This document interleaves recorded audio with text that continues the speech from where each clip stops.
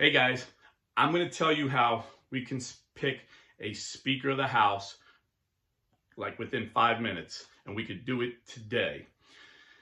But first, I want to tell you why I'm so aggravated. As a Catholic Christian, we're called to participate in voting, participate in the functioning of our government. This is America is still a government for the people, by the people, of the people, and we're called to vote our Catholic values, okay? And this is why I remain a Catholic.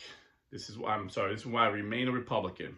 I've been a lifelong Republican, and I'm very aggravated what's happening with my party today. So before I tell you the quick, simple way we can pick a speaker today, like really easy, let me tell you why I'm aggravated.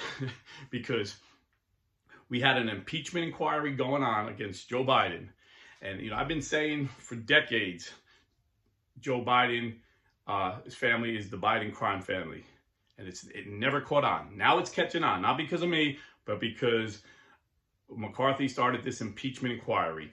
And, when they impeached Trump, they had nothing on him. They just impeached him.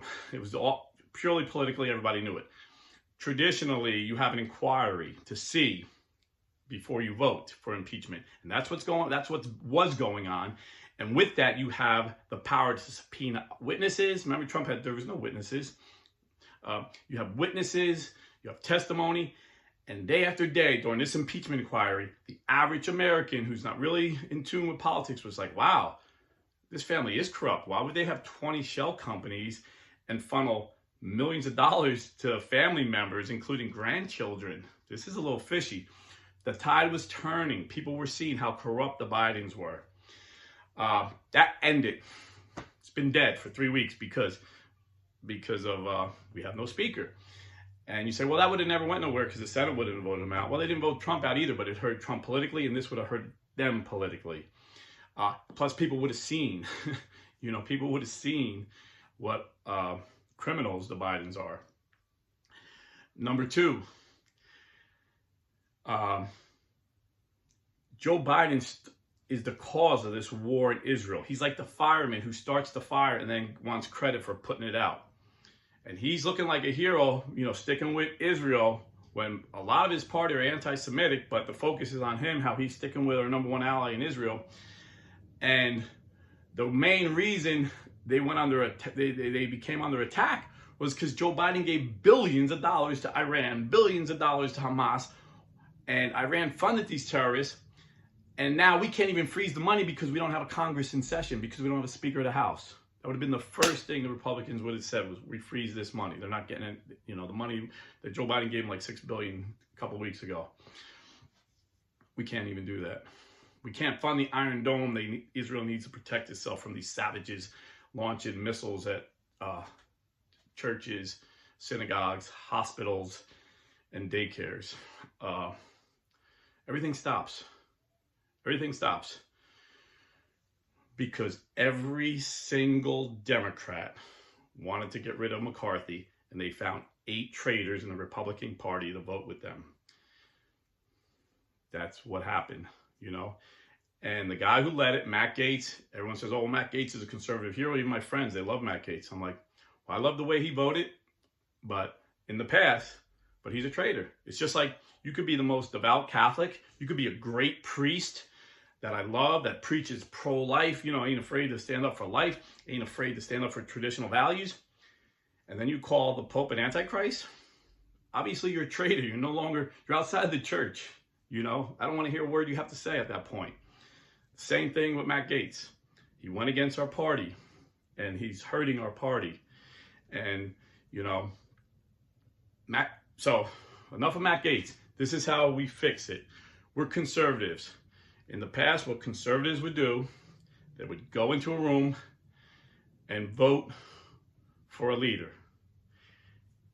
Now, to go on the floor, you have to have the majority. So I think it's 218 votes or 200, depending on how many people are in the quorum, how many people are there voting. But there's 434 U.S. representatives, so you would need like 218 votes. You would have to have every single Republican vote, because every single Democrat's going to vote against us. So you can't have you can't have a bunch of traitors. You have to have the majority. So, long story short, in the past, what we would do as Republicans would go in a room and vote. And even if like 20 or 30 people didn't want that guy, whoever got the most votes, we went out in unity. Loyalty, it's just something we used to call loyalty that's lost in this society. You see, there's no loyalty in the church anymore. People bashing the Pope. Even the mafia back in the day, people would, I talk about Michael Franchi's dad. He did 50 years, got out of prison at 101 because he wouldn't give up his godfather. And now the mob is, they're all ratting on each other. That's why the mob is weak. It's not like it used to be back in the day. Not that the mob is good. I'm just giving that example that throughout society, the good and the bad, like loyalty is an old-fashioned word, and we need to bring loyalty back. Loyalty is a good thing. So in the past, Republicans were loyal to each other.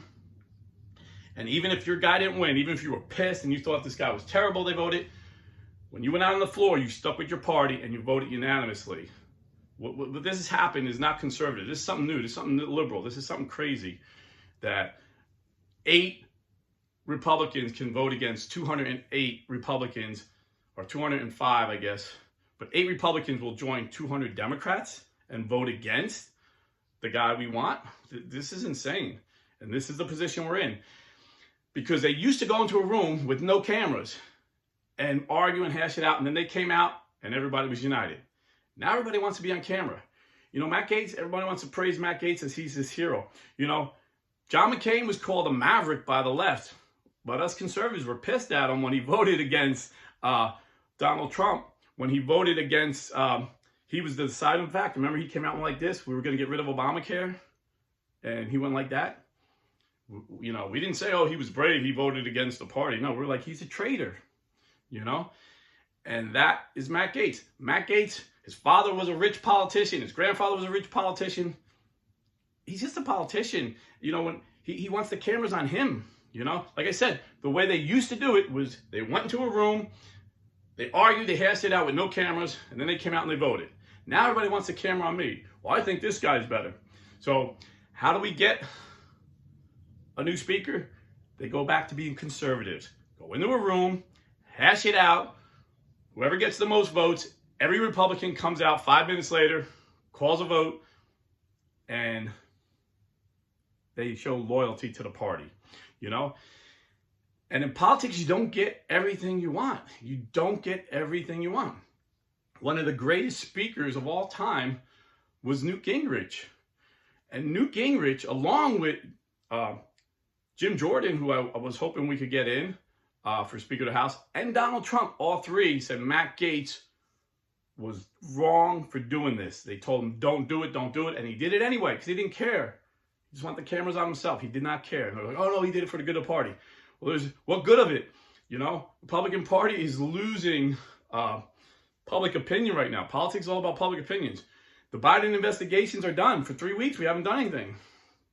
So what good has come of this? Oh, in the long run, good will come. They keep telling me. I keep waiting. Oh, we're going to get Jim Jordan out of it. Well, we didn't. Right now I'm praying Byron Donaldson. He's put his hat in the ring. But then there's a guy named Tom Emmer. I think Donaldson is better than Emmer.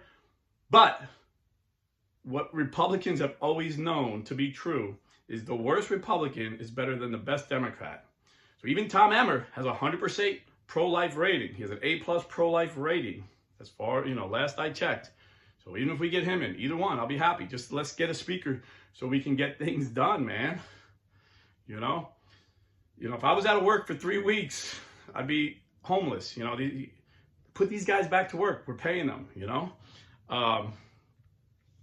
And like I said, not only did Newt Gingrich tell him not to do it, once he did it, he called him an anti-Republican and said the Republicans should expel him, throw him from the party, throw him out of the party. And I agree, And, you could say, oh, Newt Gingrich is establishment or whatever. Newt Gingrich got things done. He balanced the budget 6 years in a row. He got welfare reform. He did a lot. He got more done than any speaker ever in the history of America. And Bill Clinton gets credit for being the president that gave us a surplus. Yeah, when Bill Clinton left, we weren't in a deficit. We had zero deficit. We actually surplus. We had billions of dollars of extra money. You know, and then I believe when George Bush came in, he gave some of that money back. I think if I recall, it's been a long time, but I believe he gave people like $1,500 back from that money because we had extra money in the kitty. So, but he didn't do that. He didn't want that. It was Newt Gingrich that forced it down his throat. And Bill Clinton, being a savvy politician, hired a Republican strategist, a great Republican strategist. I think Trump should tap into his brain, Dick Morris.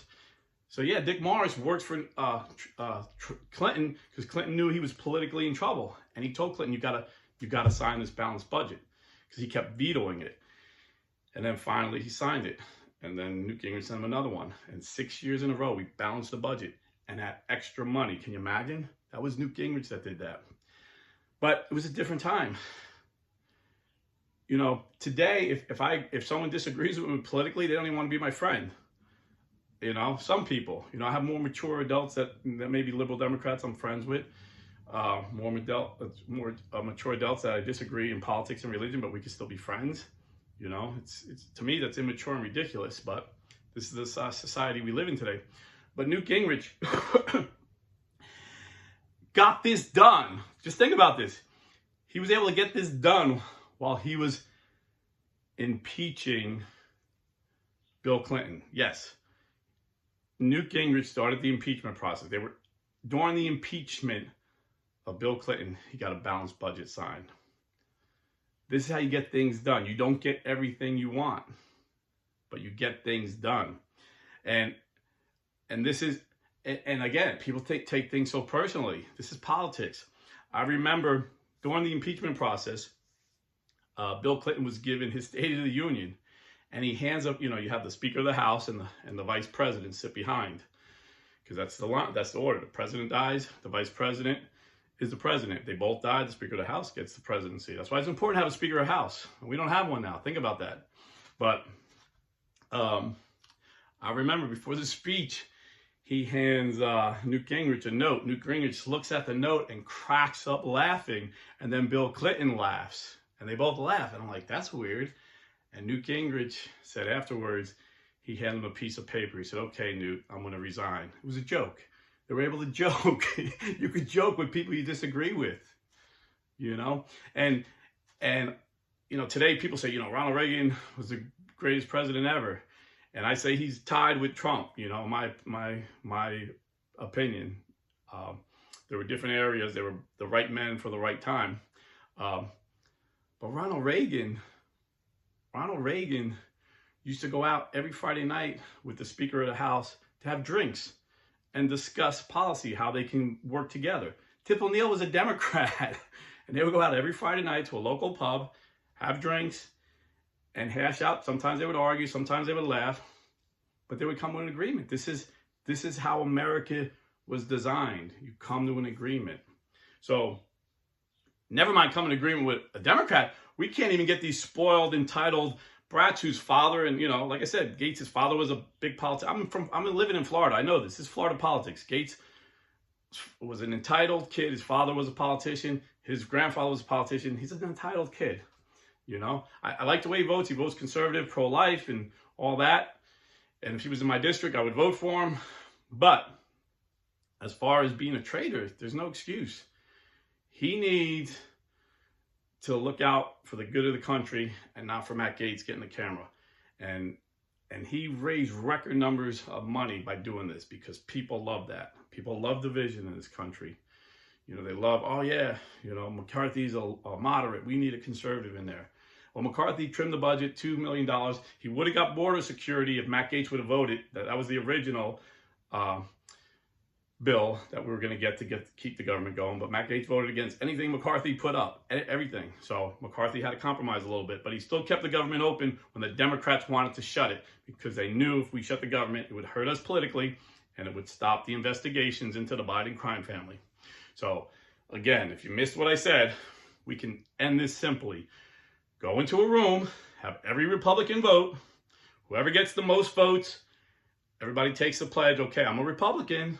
I'm going to vote for the guy we picked, even though it's not my guy, but I'm going to do everything in my power to get him to vote my way. That's how you do it. You persuade them. You know, you convince them, hey man, you got to do this. You got to vote this way, you know, because the way it is now, I don't see how we get a speaker. And the Democrats are laughing. Those 200 Democrats that got Matt Gaetz and the 7 other Judases to vote with them, they're laughing at Matt Gaetz. Just like when Judas Iscariot, you know, ran to the Pharisees, he knew he made a mistake. They laughed at him, you know. So, and they're laughing at us Republicans, you know. If you don't think so, then you don't know politics. This was not good. This was the worst thing. We were on a roll, man. Biden was looking bad. He was looking weak. People were finally realizing the borders are wide open. We need to close them. They were finally realizing how corrupt Biden and his family were. And boom, it all ends. Israel gets attacked, and Republicans are out of the game. We have no say. We can't freeze the money to Iran. We can't come out with a strong condemnation of Hamas. It's all about Biden now. So politically, Matt Gaetz gave a big win to the Democrats, and that's how I see it. We need to get the best guy we can, and even the worst Republican is better than the best Democrat. So anyway, write your congressman, call them, and say, hey, listen, I don't care who you vote for, but you got to get a Speaker of the House in there right now. Or tell them, you know, you prefer Byron Donaldson or prefer Emmer. I think these are the 2 top names I'm hearing now. So God bless, and, you know, vote pro-life. And vote pro-life with your money. If you're buying or selling real estate, go to realestateforlife.org and give your money to a pro-life Catholic real estate company. God bless.